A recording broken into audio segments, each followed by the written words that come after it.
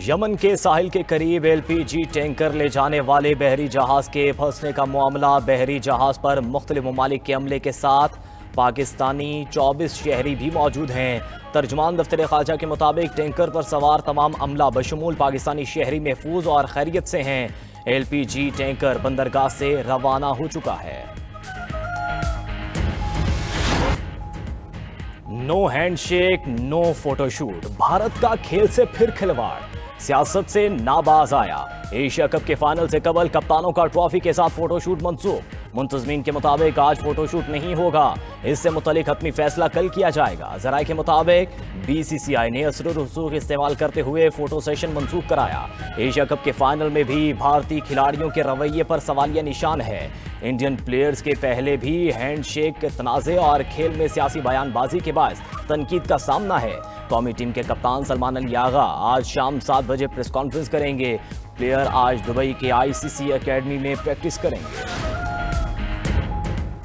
International cricket council میں پاکستان کے موقف کی جیت، سیاسی بیان دینے پر بھارتی کپتان سوریہ کمار یادو کو میچ فیس کا 30% جرمانہ، 1 پوائنٹ ڈی میرٹ کرتے ہوئے بھارتی کپتان کو آئندہ سیاسی بیان بازی سے روک دیا گیا۔ حارث روف اور صاحبزادہ فرحان کی بھی آئی سی سی میں پیشی۔ آئی سی سی میچ ریفری ریچی ریچرڈسن نے دونوں کھلاڑیوں سے وضاحت مانگی۔ حارث روف نے ریفری سے کہا، آپ بتائیں آپ کے خیال میں 6-0 کا کیا مطلب ہے؟ ریفری کو کوئی جواب نہ دے پائے۔ صاحبزادہ فرحان نے اپنے جواب میں کہا، وہ پختون لوگ ہیں، اپنی روایات کے مطابق ایسے ہی جشن مناتے ہیں۔ ریفری نے صاحبزادہ فرحان کو وارننگ دے کر چھوڑ دیا۔ جہاز گرانے کے اشارے پر حارث روف پر جرمانہ عائد۔ ایشیا کپ میں تیسری بار پاک بھارت ٹاکرا ہونے کو تیار، روایتی حریف کل ایشیا کپ کے فائنل میں آمنے سامنے ہوں گے۔ میگا ایونٹ کی 41 سالہ تاریخ میں پہلی بار پاکستان اور بھارت کا فائنل میں آمنا سامنا ہوگا۔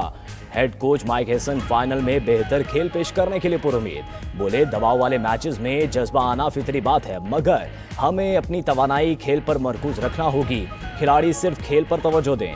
پاک بھارت فائنل دیکھنے کی خواہش پوری ہونے پر شائقین کرکٹ پرجوش، کہا شاہینوں جذبے سے کھلو، فائنل جیت کر پہلی دونوں شکستوں کا بدلہ سود سمیت چکتا کر دو۔ وزیراعظم شہباز شریف کی زیر صدارت ملکی سیلابی صورتحال پر ورچوئل اجلاس، شہباز شریف کی فصلوں اور بنیادی ڈھانچے کے نقصانات کا تخمینہ جلد از جلد لگانے کی ہدایت، متاثرین کے لیے ریلیف اور بحالی کی کارروائیاں بھی تیز کرنے کا کہہ دیا، بولے سیلاب متاثرین کی بحالی تک چین سے نہیں بیٹھیں گے، پاکستان موسمیاتی تبدیلی کے باعث قدرتی آفات سے شدید متاثر ہے، آئندہ سال کے لیے پہلے سے تیار رہنا ہوگا۔ شہباز شریف کی زیر صدارت پاک ملیشیا تجارت سے متعلق بھی اجلاس، وزیراعظم نے کہا کہ دونوں ممالک کے درینہ برادرانہ تعلقات دہائیوں پر محیط ہیں، ملیشیا نے ہر مصیبت میں ساتھ دیا، دو طرفہ تجارتی تعلقات بڑھانے کے لیے بے پناہ مواقع ہیں، بیف کی ملیشیا برآمد کے لیے متعلقہ ادارے قابل عمل اور ٹھوس منصوبہ بندی تشکیل دیں۔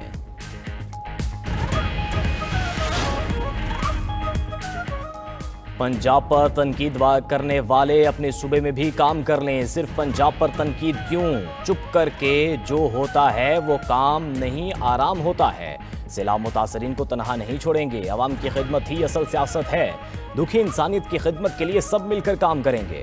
پنجاب کے عوام کو بدترین سیلاب کا سامنا کرنا پڑا، رضاکار سیلاب سے نقصانات کا تخمینہ لگائیں گے۔ وزیر اعلیٰ پنجاب مریم نواز کا تقریب سے خطاب، مریم نواز نے سیلاب سروے مہم کا افتتاح کر دیا، پی ڈی ایم اے کے رضاکاروں سے حلف لیا۔ 9 مئی جی ایچ کیو حملہ کیس آخری مراحل میں داخل، عدالت نے التوا کی تمام درخواستیں مسترد کر دیں۔ آج سماعت کے دوران استغاثہ کے مزید 3 گواہوں کے بیانات قلم بند، بانی پی ٹی آئی کے وکلاء نے ہائی کورٹ کا فیصلہ آنے تک ٹرائل روکنے کی استدعا کی، جج نے ریمارکس دیے، حکومتی نوٹیفیکیشن اور عدالتی فیصلہ موجود ہے، سماعت جاری رہے گی۔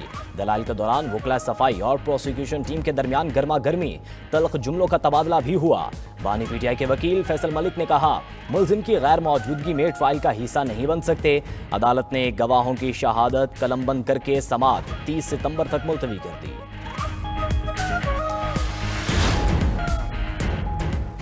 D G I S P R کی جامعہ عروۃ الوثقیٰ لاہور کے علماء اور طلباء کے ساتھ خصوصی نشست، D G I S P R کی آمد میں مدیر اعلیٰ اور طلباء نے بھرپور استقبال کیا۔ مدیر اعلیٰ جامعہ عروۃ الوثقیٰ سید جواد نقوی نے قومی شعور کی بیداری کو نسل نو کے لیے لازم قرار دیا۔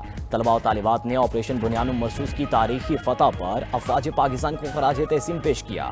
اس موقع پر طلباء نے کہا کہ سوشل میڈیا پر پھیلائی جانے والی منفی پروپیگنڈے کے حوالے سے تمام شکوک و شبہات دور ہو گئے۔ کشمیر کبھی بھارت کا حصہ تھا نہ کبھی ہوگا، بدترین مظالم کے باوجود کشمیریوں کے حوصلے بلند ہیں۔ UN جنرل اسمبلی میں پاکستانی کونسلر سائمہ سلیم کا بھارت کو جواب، کہا بھارت واحد ملک ہے جو اندرون ملک اور بیرون ملک ریاستی سرپرستی میں دہشت گردی کو بطور پالیسی اختیار کرتا ہے۔ بھارت وطن ہندوستان کے دہشت گردوں کی مالی و عسکری سرپرستی کرتے ہوئے خطے کو غیر مستحکم کرنے میں مصروف ہے۔ پاکستان کے خلاف مہم جوئی پر بھارت کو شکست فاش ہوئی تو بہانے تراشنے لگا، مگر سچ چھپ نہ سکا۔ پاکستان اپنی خود مختاری کے تحفظ اور کشمیریوں کی حمایت جاری رکھے گا۔ دہشت گرد اسرائیل کی غزہ پر بمباری اور زمینی فوجی کارروائی، مزید 60 فلسطینی شہید۔ غزہ سٹی پر حملوں میں 30 افراد جامِ شہادت نوش کر گئے، درجنوں افراد زخمی۔ الشتی کیمپ پر فضائی حملے میں متعدد افراد جاں بحق، کئی ملبے تلے دب گئے۔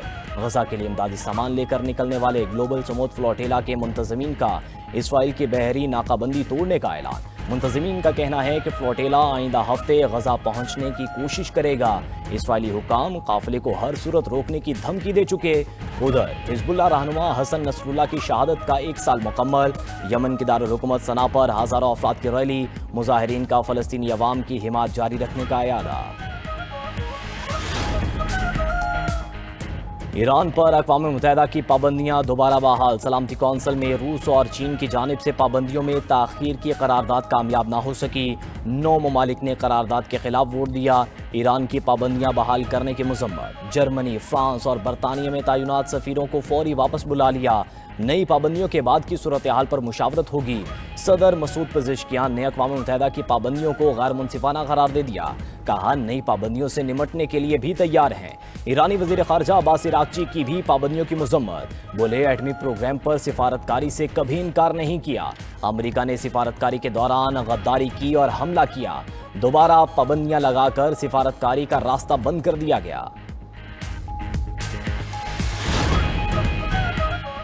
روس کا یوکرین پر ایک اور حملہ، 115 ڈرونز داغ دیے۔ یوکرینی حکام کے مطابق حملے میں متعدد عمارتیں اور گاڑیاں تباہ۔ فائر فائٹرز نے کئی گھنٹوں کی کوششوں کے بعد آگ پر قابو پا لیا۔ حکام نے حالیہ دنوں میں روس کا سب سے بڑا ڈرون حملہ قرار دے دیا۔ ڈنمارک کے سب سے بڑے فوجی اڈے سمیت کئی تنصیبات پر مشتبہ ڈرونز کی پروازوں کی اطلاعات، فضائی حدود بند کر دی گئی۔